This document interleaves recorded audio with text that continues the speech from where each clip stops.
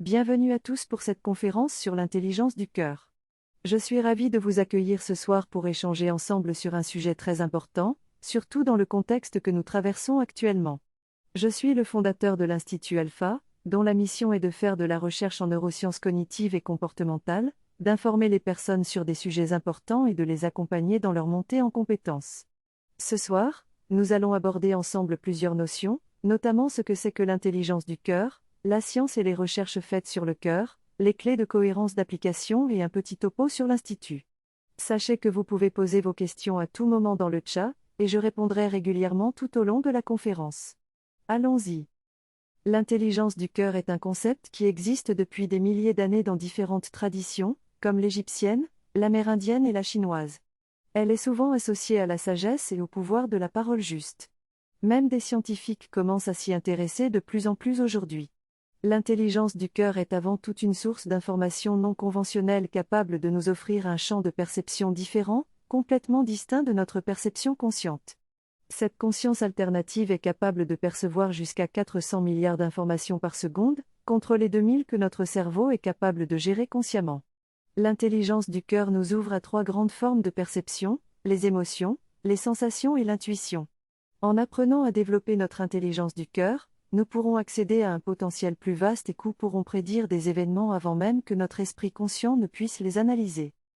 Je vais partager avec vous ce que j'ai appris sur l'intelligence du cœur, qui est devenue indispensable dans notre monde. Nous avons 48 neurones présents autour du cœur et qui produisent des champs électriques et électromagnétiques 5000 fois plus puissants que ceux de notre cerveau. Ces neurones communiquent avec d'autres neurones, y compris ceux de notre cerveau et de notre intestin. 80% des informations remontent du cœur vers le cerveau, montrant ainsi que le cœur est le vrai maître d'œuvre. Nous avons travaillé en collaboration avec des instituts, notamment l'Institut IRMA, qui ne travaille que sur la recherche du cœur depuis plusieurs années.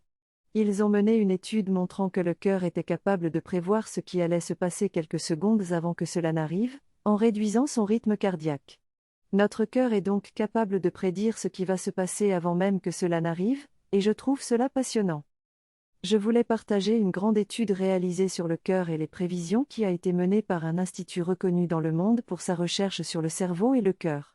Cette étude montre que notre cœur a une zone de perception et qu'il peut nous fournir des informations sur notre environnement grâce à cette zone. Personnellement, j'utilise cette perception tous les jours pour mes collaborations et mes recrutements. Mais il faut un peu d'entraînement pour y arriver. Il y a également une autre étude réalisée par l'INSERM sur le lien entre notre rythme cardiaque et notre manière de voir le monde. Le rythme de notre cœur influence notre perception de l'environnement, ce qui est très intéressant car cela signifie que notre manière de voir le monde dépend de notre cœur. Grâce à la recherche, on sait désormais que notre cœur communique avec notre corps et notre cerveau via 4 grandes voies de communication, la neurologique, la biochimique, la biophysique et l'énergétique. Il est même possible de mesurer l'énergie du cœur et de constater qu'elle peut s'étendre jusqu'à plusieurs mètres autour de nous.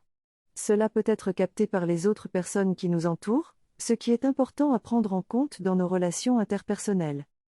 En tant que personne, je crois que je peux contribuer au changement en me connectant davantage à l'intelligence du cœur. Le cœur a 4 voies de communication constantes, à savoir les voies neurologiques, biochimiques, biophysiques et énergétiques. Par exemple, la voie neurologique permet à notre cœur de se connecter avec notre cerveau et d'envoyer des informations à l'ensemble de notre corps grâce au nerf vague. Ce nerf est au cœur d'un système appelé le système parasympathique, qui réduit le stress et influence la gestion du rythme cardiaque. Selon les chercheurs, l'énergie du cœur se divise en 2 vibrations principales, l'amour et la peur. Dans notre société, nous avons tendance à être plus focalisés sur nos intentions de peur plutôt que sur nos intentions d'amour, ce qui a un impact sur la manière dont nous rayonnons notre énergie et synchronisons nos organes et nos voies de communication. Par conséquent, il est crucial d'être conscient de nos intentions et de les nourrir avec de l'énergie d'amour plutôt que de peur. Ce soir, j'ai appris qu'il y avait 4 modes de communication dans notre corps, les messages nerveux, les hormones, les neurotransmetteurs et les signaux électromagnétiques. J'ai aussi compris que l'état de cohérence de notre système parasympathique pouvait nous permettre de nous aligner et d'avoir des perceptions différentes. J'ai découvert une étude sur la relation entre les pulsations du cœur et les mouvements du cerveau, qui montre une synchronisation des neurones dans une zone spécifique du cerveau. Tout cela me donne un nouvel éclairage sur la façon dont fonctionne mon corps, et sur la façon dont je peux apprendre à l'écouter et l'utiliser de façon plus consciente. Dans cette étude, j'ai appris que notre cœur a une certaine cohérence qui influence notre cerveau et notre corps. Cette cohérence peut être observée dans la variabilité de notre rythme cardiaque. En état de stress ou d'anxiété, notre rythme cardiaque peut être incohérent, ce qui envoie 80% d'informations incohérentes à notre cerveau et à nos organes. En revanche, en créant de la cohérence cardiaque grâce à des outils tels que la respiration, la méditation ou la musique, nous pouvons réduire cette incohérence et améliorer notre prise de décision, notre gestion des émotions et notre conscience de soi. Je vous encourage à tester ces pratiques et à voir comment elles peuvent améliorer votre vie quotidienne. Je suis en train d'expliquer l'état de cohérence simple, qui est une étape de cohérence facile à appliquer au quotidien pour les personnes qui débutent.